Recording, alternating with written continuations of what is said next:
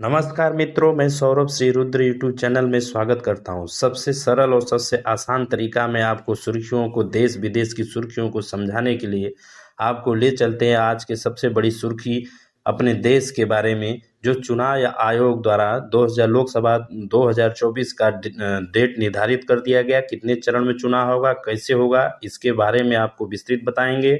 और एक सुर्खियां हैं दोस्तों, जो सुप्रीम कोर्ट द्वारा फिर इलेक्ट्रोल बॉन्ड चुनावी चंदा को लेकर फिर एसबीआई को फटकार लगाया गया और फिर दोबारा क्यों बुलाया गया, इसके बारे में भी चर्चा करेंगे।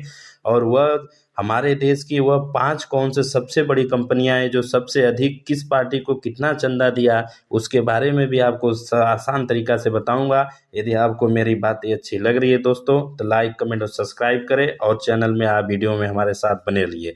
चलिए मैं आपको सिलसिलेवार तरीके से पहले बता देता हूं दोस्तों। चुनाव आयोग द्वारा आज हमारे देश में लोकसभा चुनाव जो निर्धारित किया गया है, वह टाइम अब का आ गया है। उन्होंने बताया कि 19 अप्रैल से लेके 1 जून तक चुनाव प्रक्रिया 7 चरणों में कराया जाएगा।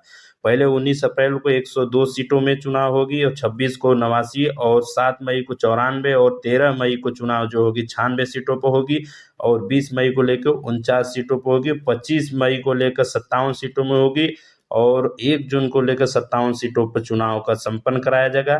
इसमें सभी जो कि महत्वपूर्ण बातें उत्तर प्रदेश और बिहार से है, जो सभी 7 चरणों में चुनाव होगा अलग अलग तरीके से, और इनका जो रिजल्ट है दोस्तों, वह 4 जून को ही रिजल्ट घोषित किया जाएगा। चुनाव आयोग द्वारा इसमें बहुत सी जानकारियां और अच्छे तरीके से बताई गई है, जिसमें आपको हर तरीके से चुनाव आयोग 543 सीटों पर आसानी से चुनाव प्रक्रिया चालू करेगी और इसका जल्द से जल्द आपकी प्रक्रिया सभी हर स्टेट के तरीके से बता दिया जाएगा। नंबर 2 सुर्खियों में है दोस्तों कि सुप्रीम कोर्ट ने एसबीआई को लेकर क्यों दोबारा आपको एसबीआई को लेकर क्यों दोबारा फिर कोर्ट में बुलाया। एक पिछले दिनों आपको मैं एक वीडियो बनाया था दोस्तों, देख सकते हैं आप जाकर। सुप्रीम कोर्ट में जो ये चुनावी बांड और प्रक्रिया जो ये है चुनावी चंदा को लेकर सोशल मीडिया और सभी न्यूज चैनलों में बस इसकी एक ही चर्चा चली जा रही है। इसके पीछे आपको मैं सीधा सिंपल भाषा बता देता हूँ। कुछ 6 मार्च को जब आर्डर दिया गया था सुप्रीम कोर्ट के द्वारा एसबीआई को, जो चंदा दिए हैं और जो पार्टी चंदा लिया उनका नाम घोषित करने के लिए 6 मार्च को उन्होंने न देकर 12 मार्च को अल्टीमेटम उन्होंने चुनाव आयोग को सौंप दिया था। 12 मार्च को चुनाव आयोग ने 14 मार्च को ही अपना वेबसाइट पर अपलोड कर दिया, जिसके बाद सभी विपक्ष और पक्ष दोनों पार्टियां और प्लस जनता जो अपनी सोशल मीडिया खोज के सबको निकाल के देखने लगी कि ई चुनाव आयोग बांड में कौन कितना पैसा किसको दिया है। अब आपको सिलसिले तरीके से समझा देता हूँ सरल भाषा में। जैसे बीजेपी, टीएमसी और कांग्रेस और डीएमके और आप आदि सभी राजनीतिक पार्टी हैं, जिनमें क्रमशः बीजेपी को लगभग 6,6500 करोड़ रुपए की चंदा मिला और आपको लगभग टीएमसी को लगभग वही 1,032 और कांग्रेस को लगभग 1133 और आपको लगभग वही 650, ऐसे करके सभी राजनीतिक पार्टियों को चंदा दिया गया।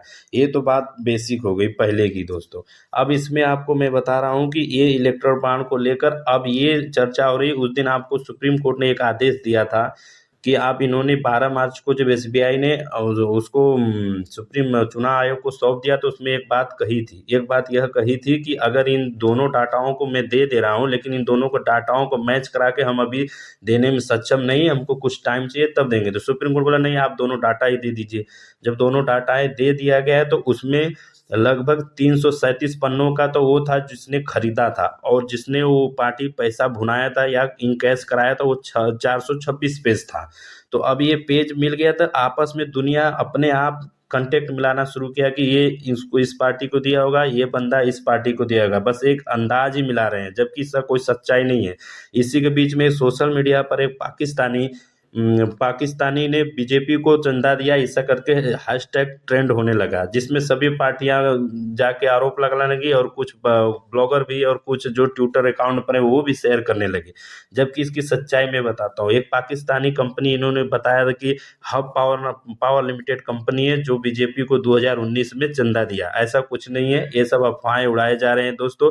इसमें कोई बीजेपी का जो हब पावर कंपनी है खुद की इंडिया की है और दिल्ली के पास में ही इनका जो कंपनी का मालिक है रवि मेहरा नाम करके हैं, वो खुद ही एक इंडियन है।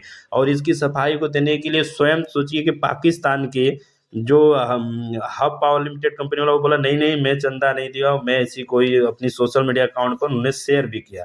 चलिए एक तो ये चर्चा होगी, और दूसरी चर्चा ये होगी कि वो भारत का कौन सा सबसे बड़े कंपनी वाले हैं जो अब सबसे ज़्यादा चंदा दिए। दोस्तों आपको बता दें कि सबसे नंबर 1 पर फ्यूचर गेमिंग और होटल सर्विस लिमिटेड का एक कारोबारी है, जो एक क्या बोलते हैं लॉटरी टिकट का और सट्टेबाजी का काम करते हैं, जो 1368 करोड़ दिया है। सेकंड पर है मेघा इंजीनियरिंग लिमिटेड कंपनी है, और तीसरे नंबर पर है क्रुक प्राइवेट लिमिटेड कंपनी है। चौथे पर वेदांता है, और पांचवें पर है हल्दिया लिमिटेड कंपनी है।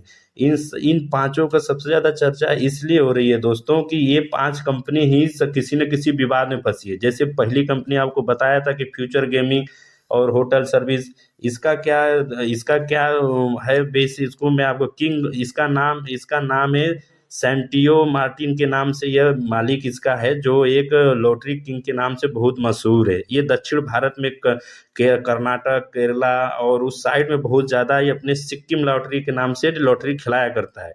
तो इसमें आरोप ये लग रहा है कि 2020 में जिसके 14 करीब 70 जगह पर रेड लगी, और न जाने ईडी और सीबीआई इसके पीछे पड़ी है। तो लोगों को कहने का मत ये है कि ये तो बीजेपी के विरोध में जब किसी को चंदा दिया, इसीलिए बीजेपी इनके पीछे पार्टी को सीबी और ईडीआई लगा लिया था, इसलिए ये बेचारे मशहूर होकर सभी जगह ट्रेंड करने लगे। और दूसरा है मेघा इंजीनियरिंग, मेघा इंफ्रास्ट्रक्चर वाला जो कंपनी है, ये इसलिए चर्चा में आ रहा है कि तमिलनाडु की सरकार जो है इसको सबसे एक बांध परियोजना में काम करने के लिए सबसे ज्यादा इसको, मतलब कि ये आदमी उसको चंदा दिया होगा, ऐसा कर कर जो बताया गया। तमिलनाडु में एक आपको बता दूं कि 80,000 करोड़ के लगभग करीब कालेश्वर बांध का परियोजना का जो शिलान्यास किया गया था, उसका काम भी यही लिया था। तो इसको कयास लगाए जा रहे हैं कि ये तमिलनाडु के सरकार जो अभी तेलंगाना से अलग होकर बना है चंद्रशेखर राव की पार्टी, उसको चंदा देगा, ऐसा कयास लगाया जा रहा है। कोई ऐसी सत्यता है नहीं इसमें।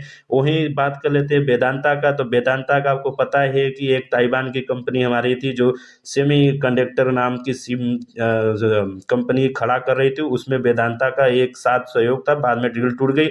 तो इसके में उसको कयास लगा कि ये बीजेपी को दिया गया। बाकी ऐसा कोई सच्चाई नहीं है दोस्तों, इसमें जो अपने तर्क लगाए जा रहे हैं। आपको एक अच्छी बात बता दूं कि जब तक अभी सुप्रीम कोर्ट बोलेगा दोबारा एसबीआई को कि इस चुनावी बांड को सही तरीका से मिला के बताओ, तभी आपको ये क्लियर हो पाएगा, अन्यथा यह क्लियर नहीं हो पाएगा। आप ऐसे ही कयास लगाते रहिए, वो गलत गलत सलत फर्जी न्यूज चला रहे हैं सभी लोग, उससे आप बचिए।